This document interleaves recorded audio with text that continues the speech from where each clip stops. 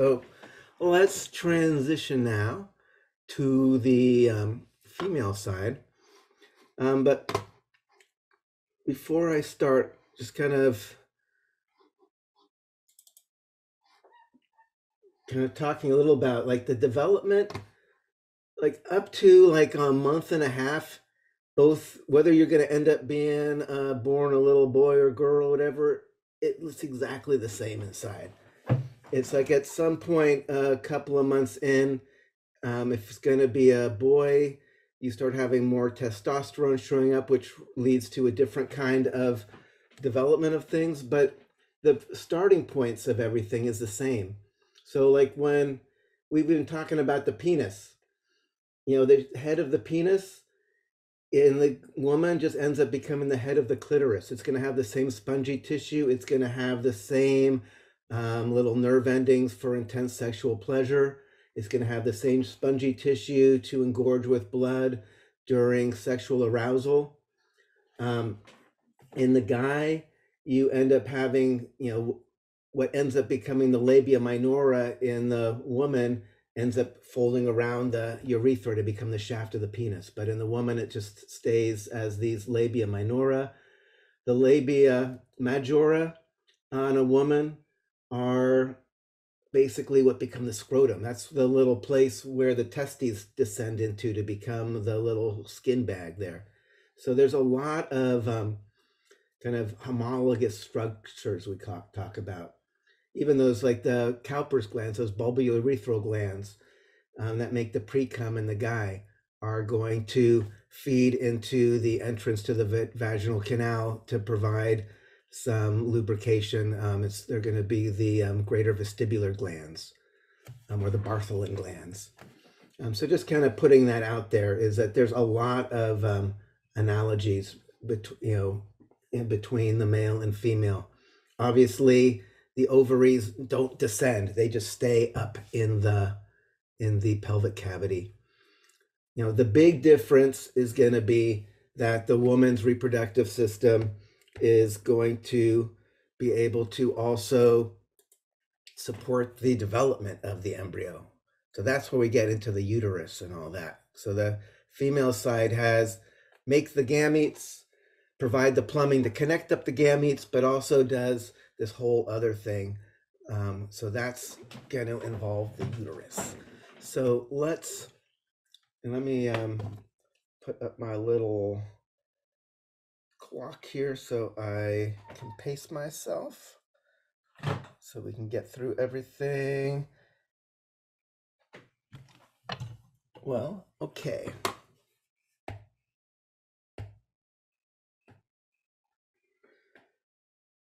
So kind of the same thing. We had like torso.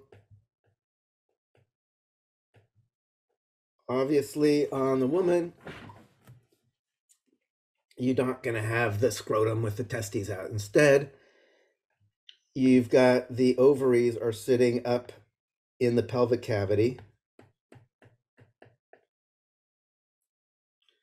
And then you have these either ovarian tubules or uterine tubules or fallopian tubes, whatever you want to call them, that provide passageway for the little egg once it's ovulated.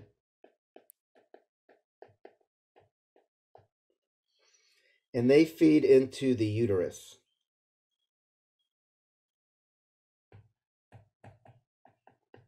The womb. Which is where the little embryo has to implant if it's going to develop correctly. But the fallopian tubes basically feed into the uterus. And then kind of in fact, it means neck. The neck of the uterus is the cervix. That's kind of this little entrance is called the os. The cervical os is how you get up in there. And then there's a connection to the outside world. That's the vaginal canal.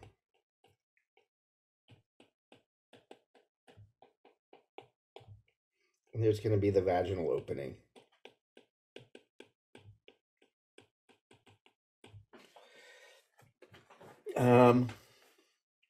We'll we can talk more about the external genitalia in a little bit, but let's stay more on the inside right here. So we've been talking about the ovary, and we've been talking about the ovary ovulating and how the egg pops out. The egg actually has to get swept up into the fallopian tube. So the fallopian tubes have these little fingers. These little fingers, they're called fimbriae.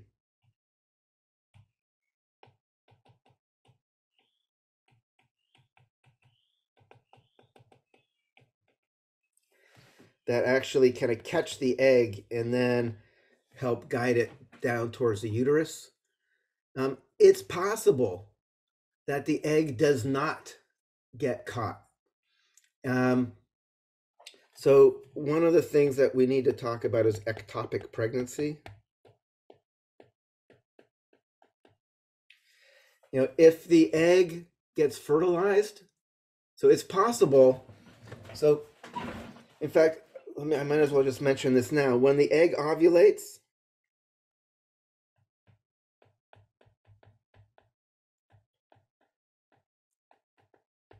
it's viable for about 12 to 24 hours. The journey from the ovary to get down into the uterus, that's like almost a week. So if there is going to be a pregnancy, a fertilization, it's going to happen close to the ovary. That's why I was talking about the ovary needing, not the ovary, the egg needing supplies to take care of itself for a week. If there is going to be some kind of a pregnancy, it's going to, sperm can live like 1 to up to 4 days even. You can actually get pregnant if you have sex 4 days before you ovulate. Those sperm could just be kind of just biding their time, swimming around, and then you ovulate and bing. So you can get pregnant from sperm that could have been there from having sex like 3 or 4 days before you ovulated. Or since the egg is viable for like 24 hours or so, you can also get pregnant from having sex maybe up to 24 hours after you've ovulated. That window is like about a 5-day window where it's possible to have fertilization happening. For a viable pregnancy, that fertilized egg is going to have to get down into the uterus, where it, we're not going to get into the detail, but it basically connects up into the wall of the uterus, burrows in there, is going to start creating the placenta, which is going to be the interface between the mom's blood supply and the fetal blood supply to exchange materials and oxygen. But it's possible for the egg to implant and start growing someplace else. That's what we mean by ectopic. It's when the egg implants and starts developing and it's not in the proper place in the uterus. It can actually implant in the mesenteries, just the serous membrane surrounding your digestive viscera. It can actually implant in the within the wall of the fallopian tubes. Obviously, a fertilized egg starts growing pretty dramatically. So it's really dangerous if it's starting to grow and enlarge someplace it shouldn't be, because it's going to start ripping apart all the surrounding structures. So like if a woman of reproductive age comes in and presents with like abdominal pain, the first thing they do is give her a pregnancy test, just to make sure that there's no ectopic pregnancy. There's no chance that maybe she's got like some egg growing where it shouldn't be, starting to cause damage or cause problems. These are more common, like if you've had some sexually transmitted infections that can cause, especially if they've STDs, STIs, whatever they go by now, are trickier to see sometimes in a woman because they're not as outwardly visible, but they can be wreaking havoc. And if they get up into the upper parts of the reproductive system, they talk about pelvic inflammatory disease. You can start getting scarring in here. It can make it difficult to have a viable pregnancy in the future if you don't have clear passages for the little embryo to travel down. So it's like reasons why it's really important to, take care of things like that. Or for guys to share if they have something, let their partner know, because the woman does not always have as clear signs that there's something up. And so the guy often has more clear signs that there's something going on. So he needs to share what happened so she can take care of her health. So in the fimbriae actually kind of grab the little egg after it's ovulated and start moving it down here. So vaginal canal, I did say that there were like the Bartholin glands that kind of feed near the entrance to the vagina. Bartholin glands. These are basically similar to the Cowper's glands in the guy. But most of the, when a woman is sexually aroused, the walls of the vagina tend to lubricate and get wetter. Most of that is not from a glandular secretion. That's actually coming from that vasocongestion, right? If you have more and more blood kind of swell into the vessels that make up the mucosa of the vagina, you have kind of that filtration, that liquid kind of seeping out and making things wet in there. So a lot of that lubrication is not from a gland. It's actually just from that vasocongestion. Like I said, that vasocongestion is causing lots of things that is not as visible in a woman as in a guy. Like if we look at a side view, this is supposed to be like, here's the vaginal canal going up, and here's the uterus. As a woman is getting sexually aroused, the uterus tends to kind of fold back more, kind of elongate the vaginal canal. They call it like the orgasmic platform. So it's still vasocongestion, it's things shifting in response to arousal, but it's not as visible. Some women actually have their uterus typically more folded back, like a retroverted uterus. More likely it's folded more towards the front, called an anteverted uterus. Usually, and again, the cervix is here. I should also mention that the entrance to the uterus, this os, there's mucus. I talked about the development of the egg during the first few weeks of that egg, when follicle stimulating hormone goes. There's a couple of things that are happening in the uterus as well in response to the rising estrogen as the follicle develops. So if we think about the uterus, kind of about the size and shape of a pear or something here. The uterus, there's a lot of smooth muscle, the myometrium, but then there's this inner part called the endometrium.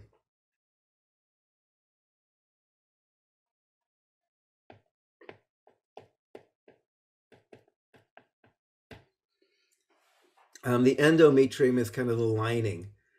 It's got one part that is kind of always there, the basal layer, but then it has what's called the functional layer.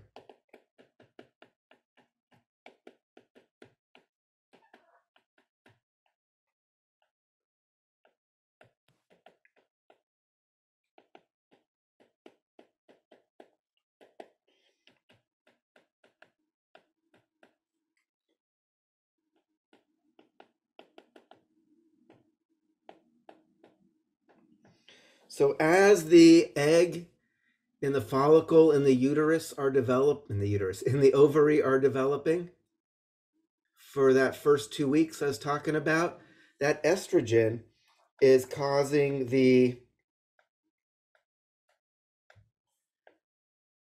inner lining, this endometrium, to get thicker and thicker and get all these glands, these endometrial glands that make all these yummy glycoproteins that are going to help provide nutrients to the developing preembryo, assuming that there is going to be a pregnancy.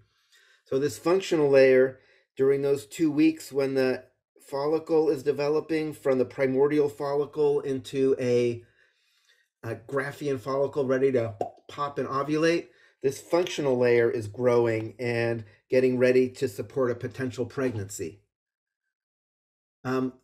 This is maintained by the progesterone that is then going to be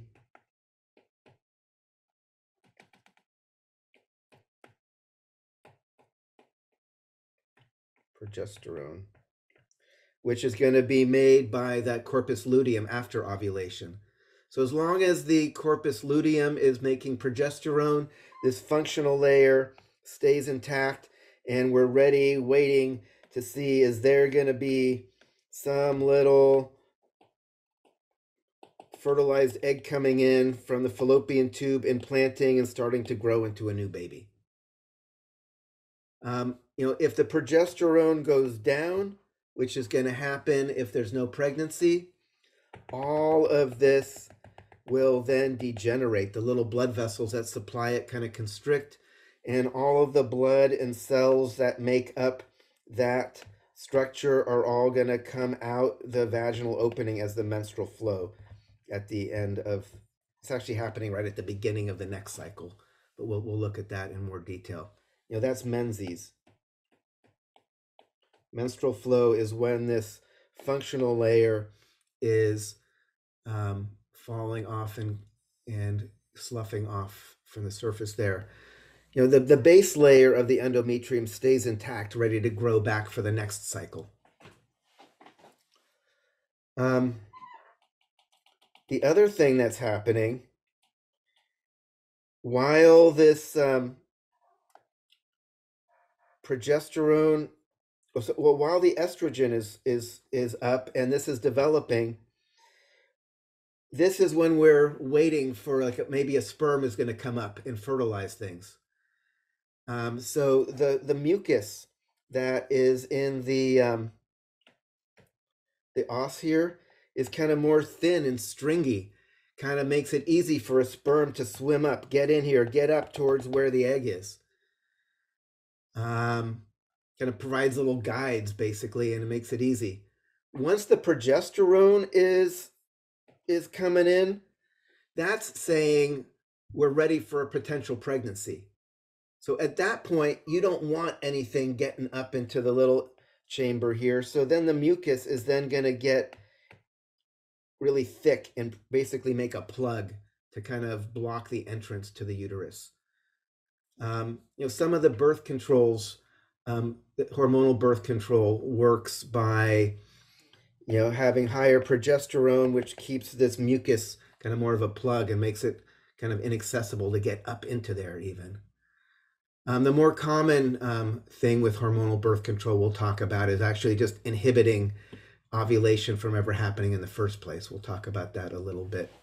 But part of hormonal birth control relies on just progesterone creates this mucus plug, which kind of seals off the whole uterus here. All right, looking at the time, we're all good. So we've got the uterus. The uterus is going to have this cycle where the endometrium is going to grow, thicken over the course of a couple of weeks, get ready for a potential pregnancy. It's going to hang out and wait under the influence of progesterone in case there is a pregnancy, gives the little developing preembryo a chance to arrive and implant. If there is no pregnancy, then the progesterone is going to drop. This layer is going to slough off, and you've got your menstrual flow. So what we're going to do now is we're going to put the ovary and the uterus together along with the hypothalamus and the pituitary gland and look at how they all work together.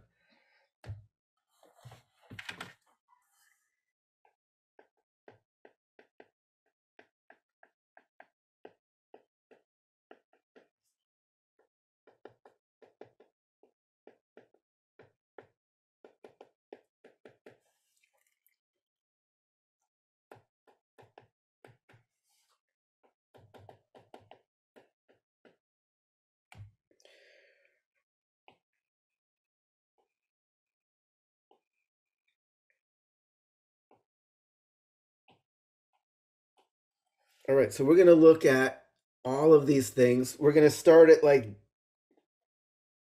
day 1. Typically, we talk about day 14 being the midpoint ovulation, to day 28. Exactly how long a woman's cycle is, it can be a little more or less. The actual development of the follicle can vary a little bit from person to person. So, but this is the kind of classic round number for a woman's monthly cycle.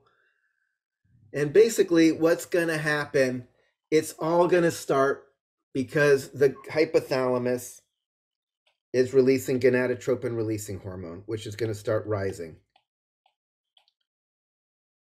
So gonadotropin releasing hormone goes up. What is that going to cause?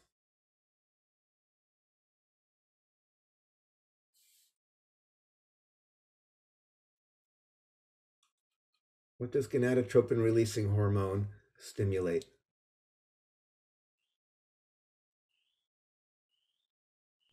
FSH and LH? Exactly, FSH and LH from the pituitary. So let's focus on the FSH right now. FSH starts going up. What's that going to cause?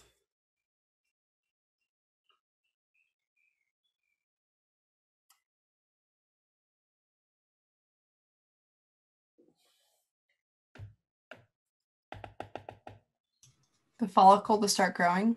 Exactly. So we're going to be now in our ovary, the follicular phase. So basically follicle develops.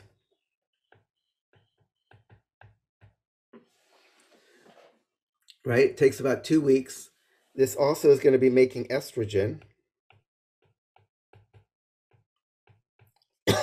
That estrogen is going to actually talk to the uterus and going to create what we call the proliferative phase, where the endometrium is regrowing.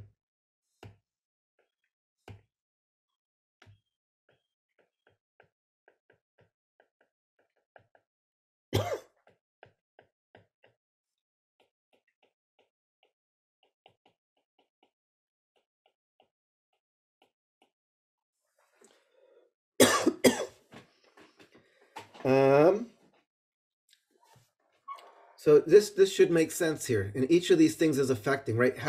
Gonadotropin releasing hormone is causing the release of FSH. FSH is causing the follicle to develop. The follicle releases estrogen, which causes the endometrium to regrow.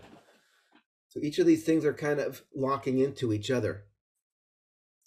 So it turns out that gonadotropin releasing hormone is inhibited by both estrogen and progesterone.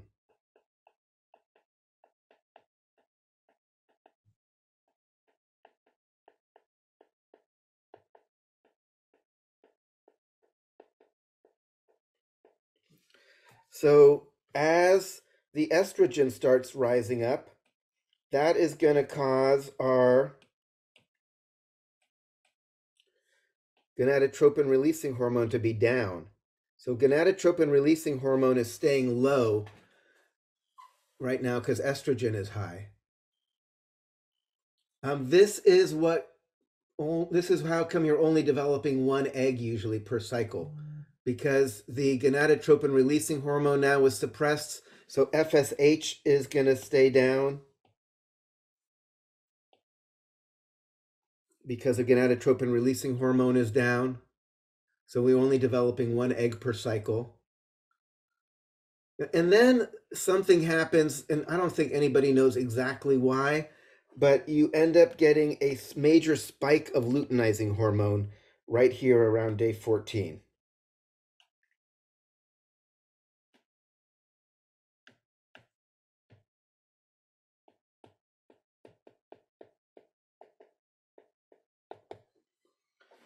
So that luteinizing hormone spike, which is just kind of a one-off. You just have to, it's the one thing that doesn't like make sense in terms of all the other lockstep things that we're talking about, just except at day 14, once the follicle is ready to ovulate, that there is a spike of LH. This is going to trigger ovulation.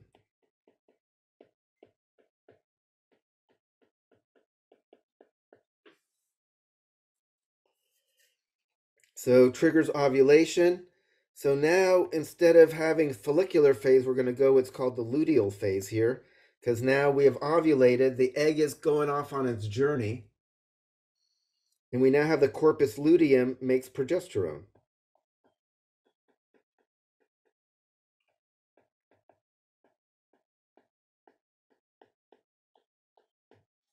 This is going to maintain the endometrium.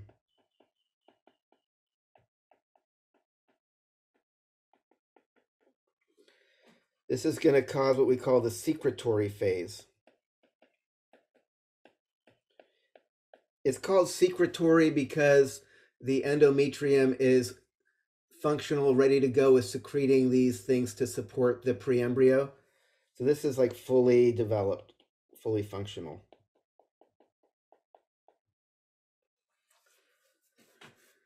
So things to keep in mind here.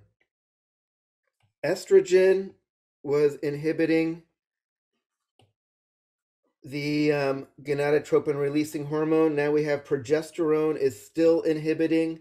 So we're keeping the gonadotropin releasing hormone down because the progesterone is high. So gonadotropin releasing hormone is still low. Progesterone is keeping. So at this point, we've got about a week and a half or 2 weeks in order to see if there's going to be a pregnancy. We're going to talk about what happens if there is a pregnancy in a moment. But let's say there's no pregnancy. If there's no pregnancy, the corpus luteum degenerates after about a week and a half.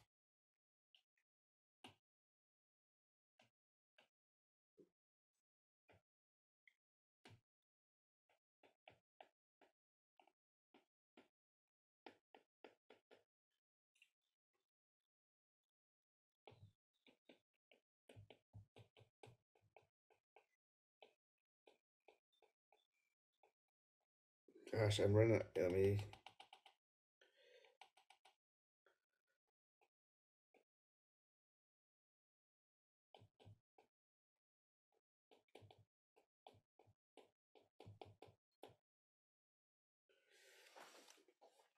So what's going to happen if the corpus luteum degenerates?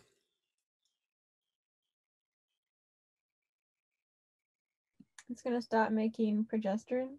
Exactly. Now there's no progesterone. If there's no progesterone to maintain the endometrium, what's going to happen?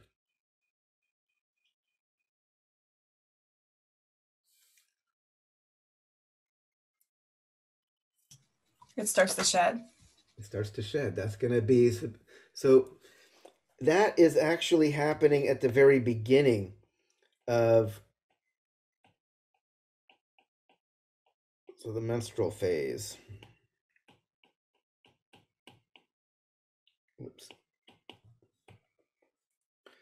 So this basically at the end of this 28 days, the progesterone has fallen enough that now the first few days of the cycle is actually when you're sloughing off the old endometrium. So when you're having your period, that actually means that the new egg for the next cycle is beginning its journey of development already.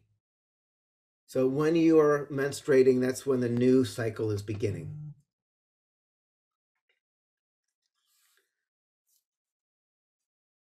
And again, the other thing that happens is because now there's no progesterone or estrogen, we finally release that inhibition on the gonadotropin releasing hormone. So now gonadotropin releasing hormone's going up, and now we're back at the beginning. We've just started the cycle again.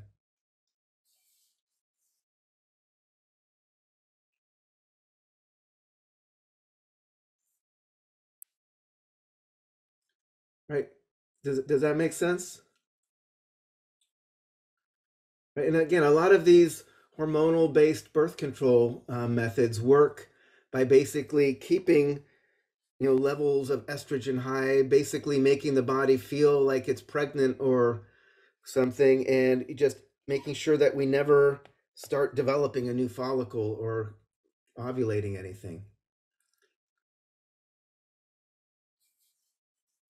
So there's a lot of different things going on here, but they actually fit together really nice when you kind of put them together. I highly recommend just sit down and just follow the gonadotropin releasing hormone, which is going to cause the FSH. FSH is going to make the follicle development, which makes the estrogen. Estrogen is going to cause the endometrium to regrow. Then also remember this inhibition, both estrogen and progesterone are going to inhibit the release of gonadotropin releasing hormone. Then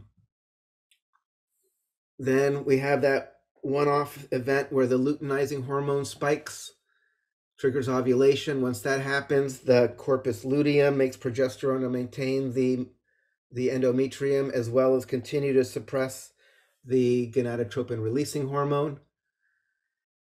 If there's no pregnancy after near the end, corpus luteum degenerates and we stop maintaining the endometrium, and then we're in menses, the sloughing off of the endometrium.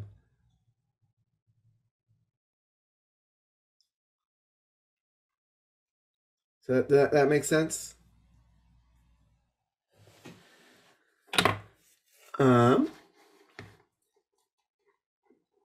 Okay.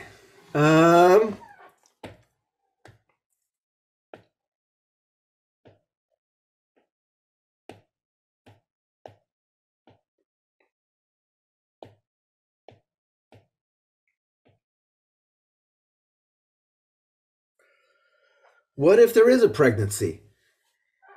Right? We have the endometrium is all ready to go.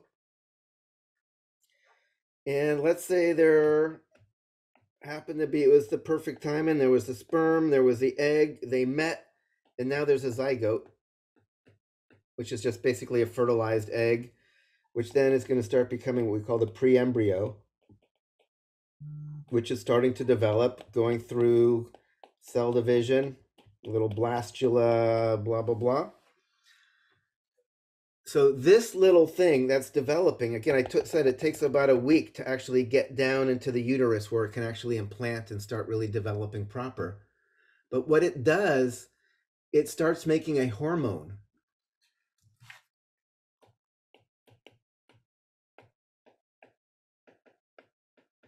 Human chorionic gonadotropin.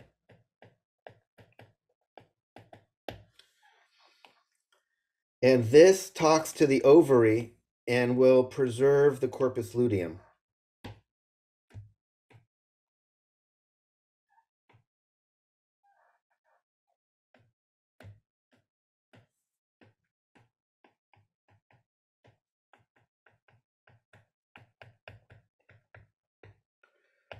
So the corpus luteum is not going to degenerate, which means what?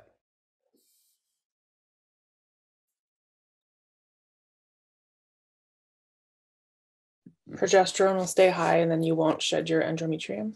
Exactly. Right? Progesterone stays high, which means that we never get menses. Again, that's why someone misses their period if they're pregnant, because now the progesterone stays high. The corpus luteum is responsible for progesterone up to about like the end of the first trimester, like the first 3 months.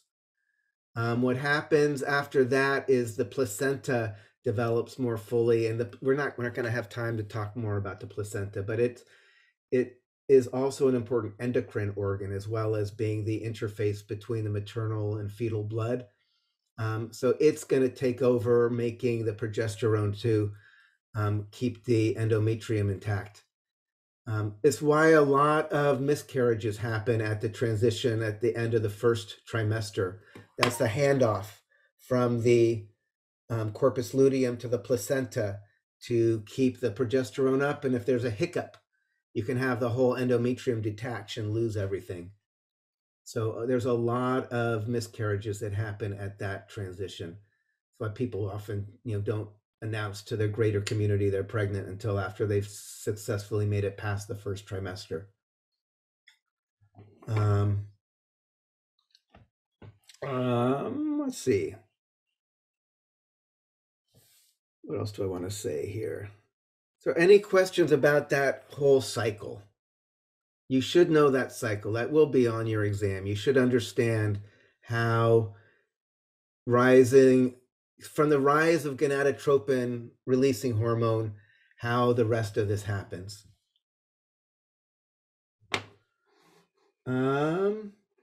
What else? We should, so I'm going to do this very quickly again, because I know we're getting low on time. I just want to briefly, we'll just look at the external genitalia. So things to keep in mind here. One is the whole external genitalia. What's the word we use? Vulva. Vulva is the official word. Which, if you go back in old anatomy physiology texts, even in old dictionaries, they use the word pudendum, which is Latin for shameful. It just tells you something about our society's view towards women and their sexuality. So like I was saying, the labia majora is actually what ends up being the scrotum in the guy. Labia minora they don't have hair. These are what kind of form the entrance to what we call like the vestibule here. A big difference in the woman versus the guy is you have kind of a separation of function. Like the clitoris is analogous to like the glans penis, the head of the penis. It's got the nerve endings for sexual pleasure, and that's kind of it's what it does. It feels nice. It also has the spongy tissue to engorge with sexual excitement. The urethral opening is its own opening, as opposed to the guy where the penis is urethra and sexual pleasure and delivering of the gametes. Here in the vagina, the vaginal opening, this is kind of, connecting the gametes. This is, so you have this kind of separation here. And part of the reason why women are more likely to have urinary tract infections, the anus is closer by, there can be fecal bacteria, which are close to the urethral opening, plus the urethra is only like 1.5 inches long, because it only has to get up to the bladder. It doesn't have to go along the shaft of the penis. So that's I think mainly what I want to cover here. The kind of there's a kind of fatty pad underneath the skin here. They call this like the mons veneris, or mons, like the mound of Venus, the pubic mound. Okay, want to add that in there. Trying to think of what else. The last thing I want to do, just in the next 5 minutes, just look at a little bit about just like, what they call it, human sexual response.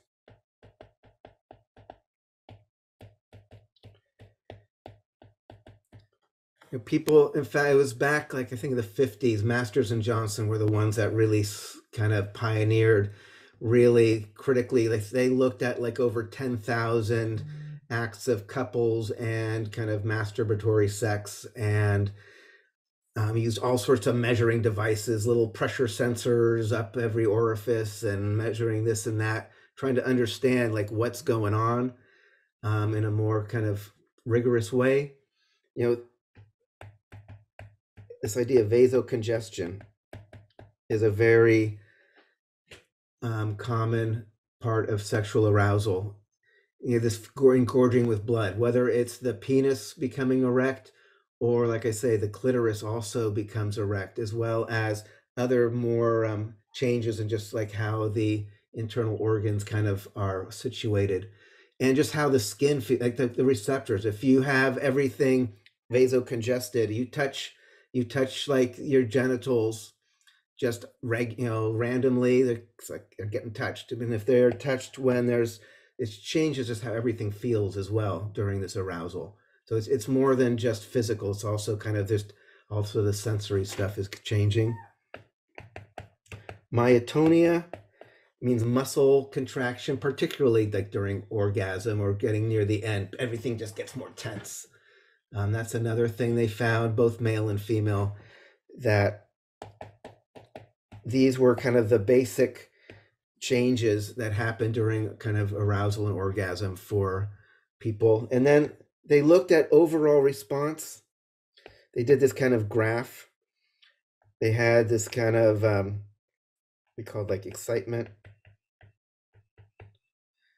where things are, you have that vasocongestion, where things are starting to shift, things feel different, things are swelling. Then they had what they call plateau, kind of where everything is, all systems go. Like this is where you can launch to an orgasm from. And then you can have an orgasm. Orgasm is kind of obviously kind of just intense pleasurable feelings. In a guy, it involves ejaculating. And then there's this, what they call resolution, where things are kind of coming back to where they were before you started. And then they found there were some differences between male and female. So these were common between male and female. For men, there was what was called a refractory period, or what is called a refractory. Men only, there's a refractory period, meaning no amount of stimulation can, cause another orgasm until the guy's had time for the systems to reset. Now, how long this takes depends. Like an 18-year-old, it might be on the order of minutes, and 80-year-old, it might be on the order of days. We're not yet. Men don't have a menopause like women do, where there's this really precipitous change in hormonal levels, but they still have a slow decline. By the time you're in your 70s or something, you're probably having 40% of the amount of testosterone in your body you had when you were younger. So in men, there is a decline, but it's not a precipitous thing like that happens in menopause. So women, they found a lot more variation. Women could exhibit, up here like that, like a guy. Women were also more likely to hit plateau and not come over the edge and just resolve. Guys, typically, if you brought them close, they came. But women, it was more likely they got close and then they came back down. But the other thing they could, once they had an orgasm, because there's no refractory period, they could stay up near that plateau and have more than one orgasm before resolving. So there was more variation in what they saw in the women's sexual responses.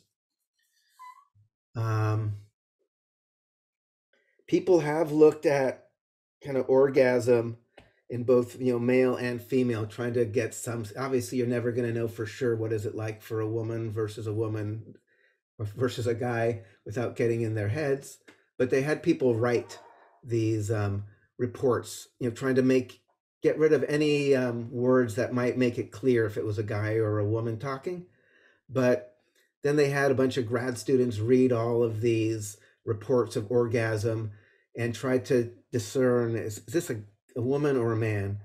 And it was random. They couldn't tell. It just, some core, the subjective descriptions people mentioned when they're trying to describe what they were experiencing an orgasm, it seems to be a pretty yummy thing for everybody, and relatively similar, at least on some broader subjective level.